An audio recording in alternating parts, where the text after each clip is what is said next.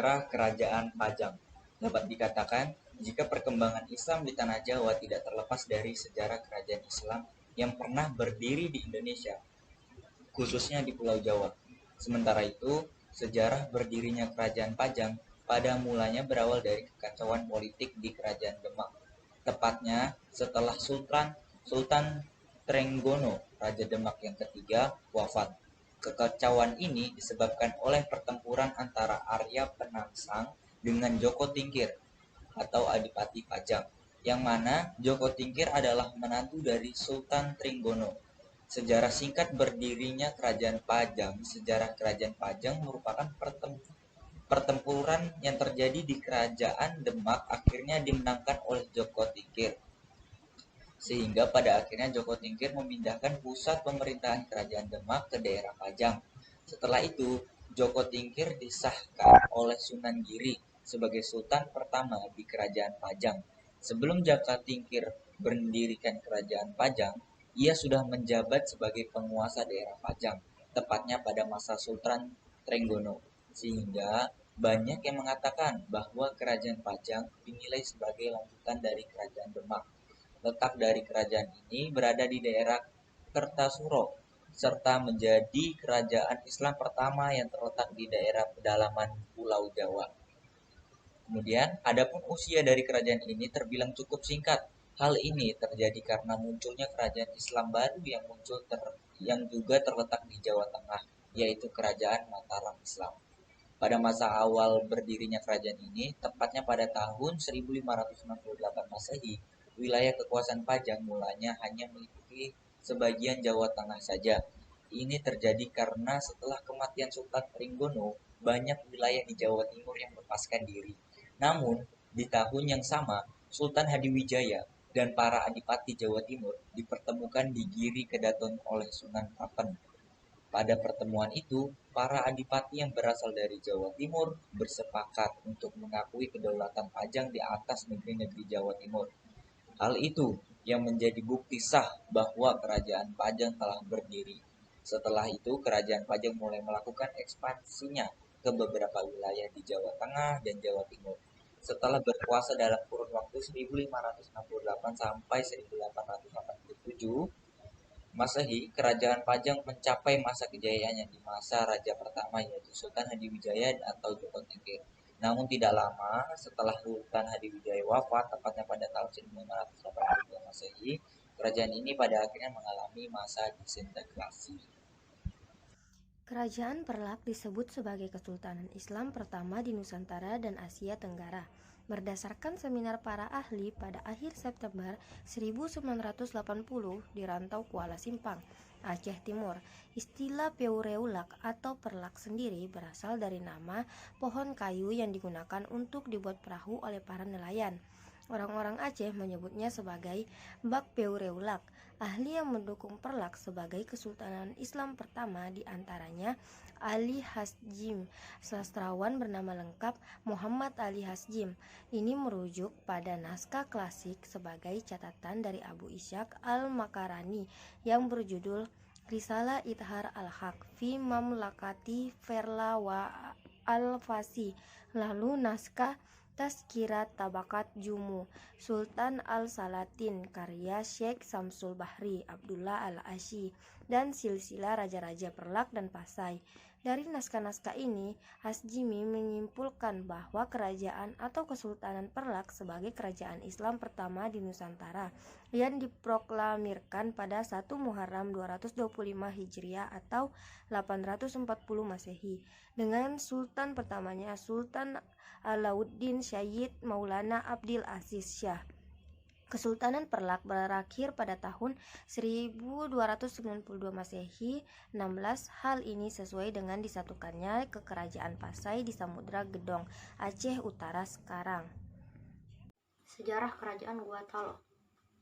Kerajaan Gua Talo merupakan kerajaan bercorak Islam yang berada di Sulawesi Selatan sejak abad ke-14 dan berpusat di Makassar. Jalur kerajaan ini menjadi pusat perdagangan dan perlayaran di Nusantara. Pada mulanya, Gua dan Talo adalah dua kerajaan yang terpisah, namun pada akhirnya bersatu pada abad ke-17. Sejarah berdirinya kerajaan Gua ini cukup unik. bukan dari keruntuhan kerajaan, tetapi didirikan oleh 9 kelompok masyarakat yang bergabung menjadi satu pemerintahan bernama BT Salapang, diantaranya Kalili, Siro, Bisei, Somata, Agangjene, Data, Parang-Parang, Laikinung, dan Tombolo. Pada saat itu mereka membutuhkan sosok pemimpin di luar komunitas mereka yang mampu berlaku adil dan mempersatukan mereka. Bertemulah mereka dengan Tamarunung Bainea yang diangkat menjadi raja pertama kerajaan Gua. Kerajaan Gua Talo seperti yang sudah dituliskan sebelumnya, kerajaan ini merupakan dua kerajaan yang berbeda. Pada pemimpinan Tonatangka Lopi, Raja Gua ke-6, yang membagi pesan kepada kedua putranya. Kerajaan Gua dipimpin oleh Batar Gua, sedangkan putra keduanya Karaeng Loe Ri Sero diberi kekuasaan di suatu wilayah untuk membangun kerajaan Talo. Kedua kubu kerajaan tersebut rupanya sering mengalami pertikaian sampai pada suatu ketika kedua kerajaan itu berhasil disatukan oleh Daeng Matanre Karaeng Tumparisi Kalona dan terbentuklah kerajaan Gua Talo. Kerajaan Demak 1478 sampai 1568. Kerajaan Demak terletak di Kabupaten Demak, Jawa Tengah. Kerajaan ini merupakan kerajaan Islam pertama dan terbesar di pesisir utara Jawa. Wilayah Demak sebelumnya merupakan kadipaten dari Kerajaan Majapahit. Kerajaan ini tercatat menjadi pelopor penyebaran agama Islam di Pulau Jawa dan Nusantara. Kerajaan Demak didirikan oleh Raden Patah pada tahun 1478 Masehi. Beliau merupakan putra Prabu Kertabumi, seorang raja Majapahit. Setelah tahta ayahnya jatuh ke tangan Girindra Wardana dari Keling Daha dan Demak menjadi terancam, terjadilah peperangan antara Demak dan Majapahit yang dipimpin oleh Girindra Wardana dan keturunannya, Prabu Udara, hingga tahun 1518 Masehi. Majapahit mengalami kekalahan dan pusat kekuasaan bergeser ke Demak. Sejak itu, Demak berkembang menjadi besar dan menguasai jalur perdagangan di Nusantara. Wilayah kekuasaan Demak cukup luas, meliputi daerah sepanjang pantai utara Pulau Jawa, sedangkan daerah pengaruhnya sampai ke Palembang, Jambi, Banjar, dan Maluku. Pada tahun 1518 Masehi, Raden Patah digantikan oleh putranya yang bernama Pati Unus. Sebelum menduduki tahta, Pati Unus pernah memimpin armada laut Demak dalam menyerang Portugis di Malaka pada tahun 1513 Masehi. Namun penyerangan itu gagal. Sekembalinya dari Malaka, ia mendapat gelar Pangeran Sabranglor. Setelah Pati Unus naik tahta, ia tidak mencoba lagi menyerang Malaka. Ia tetap memperkuat pertahanan lautnya agar Portugis tidak masuk ke Jawa. Sikap permusuhan Demak terhadap Portugis ternyata sangat merugikan Portugis dan Bandar Malaka karena Demak tidak lagi mengirimkan barang-barang dagangannya ke Malaka. Para pedagang dari negara lain juga enggan datang berdagang ke Bandar Malaka. Kekuasaan Kerajaan Demak berakhir pada tahun 1568 Masehi. Joko Tingkir memindahkan pusat pemerintahan dari Demak ke Pajang dan di sana ia mendirikan Kerajaan Pajang. Kerajaan Cirebon. Kerajaan Cirebon yang berada di pantai utara Jawa, lebih tepatnya di perbatasan Jawa Tengah dan Jawa Barat, membuatnya menjadi jembatan antara kebudayaan Jawa dan Sunda. Hal itu kemudian menciptakan suatu kebudayaan khas, yaitu kebudayaan Cirebon yang tidak didominasi kebudayaan Jawa ataupun Sunda. Pendiri Kerajaan Cirebon adalah Raden Walangsungsang alias Pangeran Cakrabuana, putra Prabu Siliwangi dari Kerajaan Pajajaran. Kekuasaan kerajaan ini berlangsung selama 2 abad lebih, yaitu antara 1430 sampai 1677 Masehi. Berdirinya Kerajaan Cirebon menurut Sulendraniningrat yang mendasarkan pada naskah Babat Tanah Sunda dan Atja pada naskah Carita Purwaka Carubanagari. Cirebon pada awalnya adalah sebuah dukuh kecil yang dibangun oleh Ki Gedeng Tapa. Lambat laun, daerah ini berkembang menjadi sebuah desa yang ramai dan diberi nama Caruban atau dalam bahasa Sunda artinya campuran. Karena bercampurnya para pendatang dari berbagai macam suku, agama, bahasa, adat, dan mata pencaharian yang berbeda-beda. Mengingat sebagian besar mata pencaharian masyarakat adalah sebagai nelayan, maka berkembanglah pekerjaan menangkap ikan dan rebon, serta pembuatan terasi, petis, dan garam. Dari istilah air bekas pembuatan terasi dari udang rebon inilah berkembang sebutan Cairebon, yang dalam bahasa Sunda artinya air rebon, yang kemudian menjadi Cirebon. Dengan dukungan pelabuhan yang ramai, Cirebon berkembang menjadi kota besar dan pelabuhan penting di pesisir utara Jawa.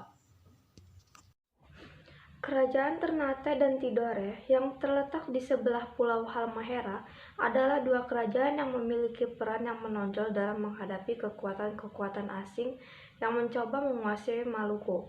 Dalam perkembangan selanjutnya, kedua kerajaan ini bersaing memperebutkan hegemoni politik di kawasan Maluku. Kerajaan Ternate dan Tidore merupakan daerah penghasil rempah-rempah seperti pala dan cengkeh, sehingga daerah ini menjadi pusat perdagangan rempah-rempah. Wilayah Maluku bagian timur dan pantai-pantai Irian dikuasai oleh Kesultanan Tidore, sedangkan sebagian besar wilayah Maluku, Gorontalo, dan Banggai di Sulawesi dan sampai ke Flores dan Mindanao dikuasai oleh Kesultanan Ternate. Kerajaan Ternate mencapai puncak kejayaannya pada masa Sultan Baabullah, sedangkan Kerajaan Tidore mencapai puncak kejayaannya pada masa Sultan Nuku. Kerajaan Pontianak. Kerajaan Pontianak berdiri di Karebakan. Pada saat itu, Sultan Abdurrahman Al-Qadri yang berusia 32 tahun melangkahkan kakinya ke wilayah tepian pertemuan Sungai Kapuas Kecil, Sungai Kapuas, dan Sungai Landak. Di tempat tersebut, Sultan Syarif membuka hutan dan menjadikan hutan tersebut menjadi sebuah pemukiman, sehingga beliau dikenal sebagai pendiri dari kota Pontianak. Beliau dinobatkan menjadi Sultan Kerajaan Pontianak, di mana kota Pontianak sendiri menjadi kota perdagangan dan juga pelabuhan.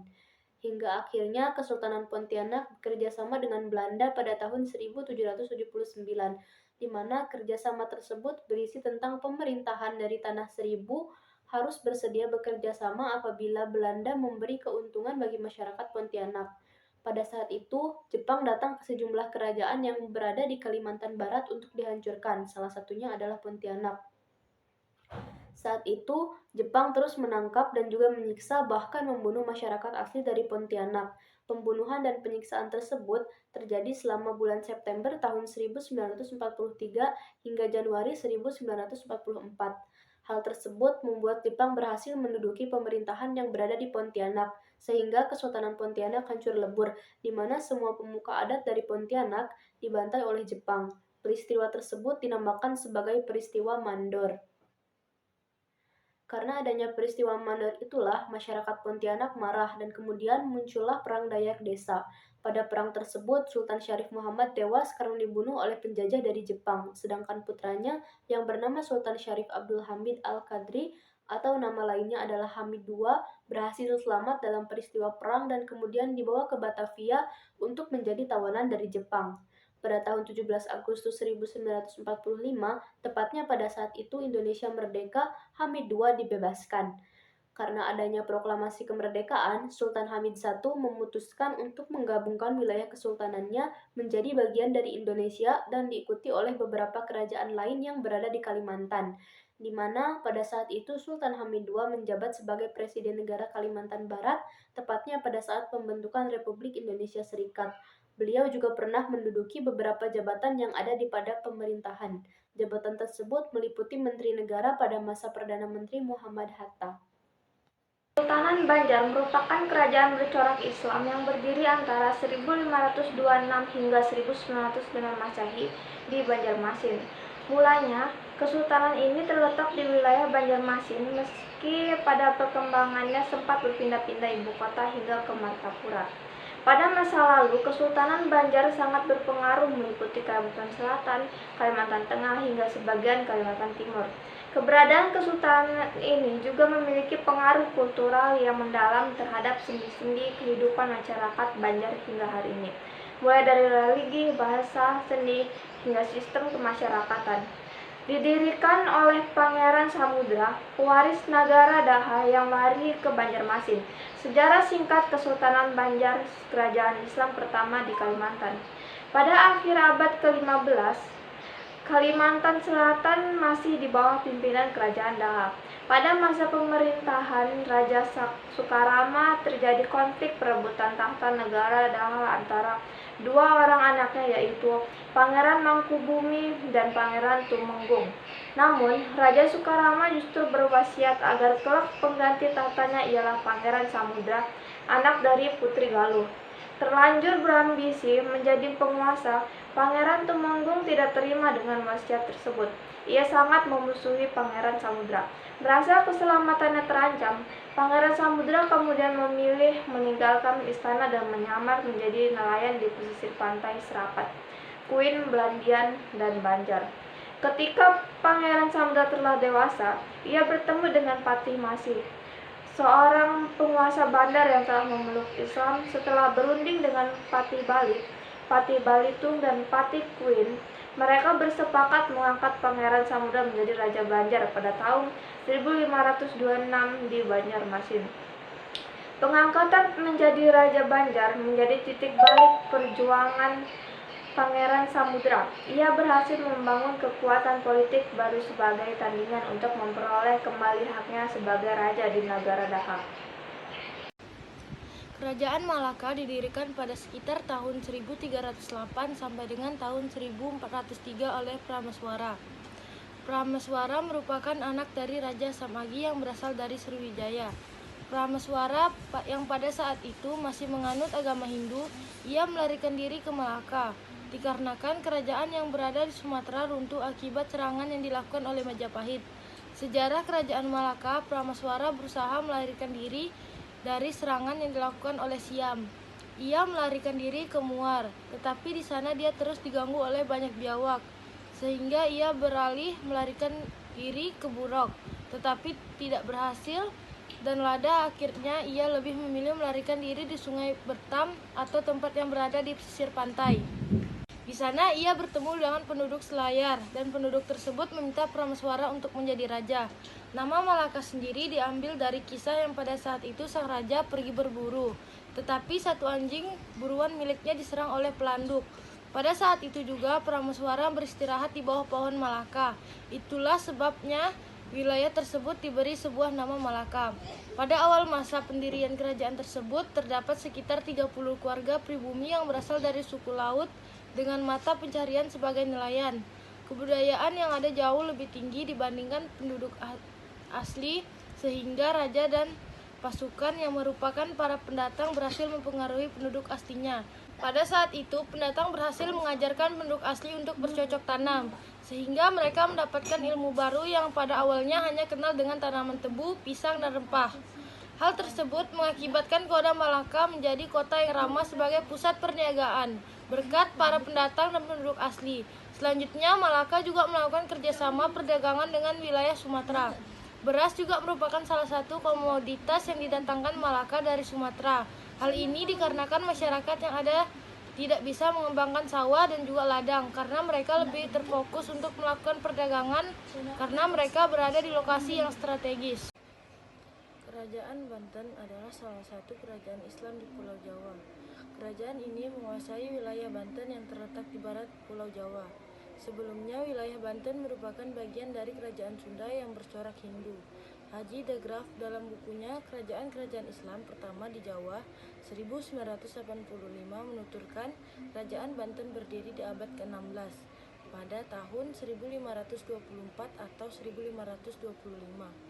Nurullah dari Pasai yang kelak menjadi Sunan Gunung Jati berlayar dari Demak ke Jawa Barat. Saat itu, pusat pengembangan agama Islam di Jawa masih terpusat di Demak. Sunan Gunung Jati dan putranya Hasanuddin melebarkan pengaruh Islam ke barat Pulau Jawa. Sejarah singkat Kerajaan Cirebon saat ini, Kerajaan Sunda bersekutu dengan Portugis, namun dibantu oleh tentara Demak. Sunan Gunung Jati dan Hasanuddin menyingkirkan Bupati Sunda untuk mengambil alih Banten dalam Ragam Pusaka Budaya Banten 2007. Sunan Gunung Jati dianggap sebagai pendiri kerajaan Banten, namun ia tak mengangkat dirinya sebagai raja. Sunan Gunung Jati memilih menjadi Sultan Cirebon. Banten diserahkan kepada anaknya Sultan Hasanuddin. Ia diangkat sebagai Sultan Banten pada 1552. Di Banten mengalami perkembangan pesat. Banten melepaskan diri dari Demak. Banten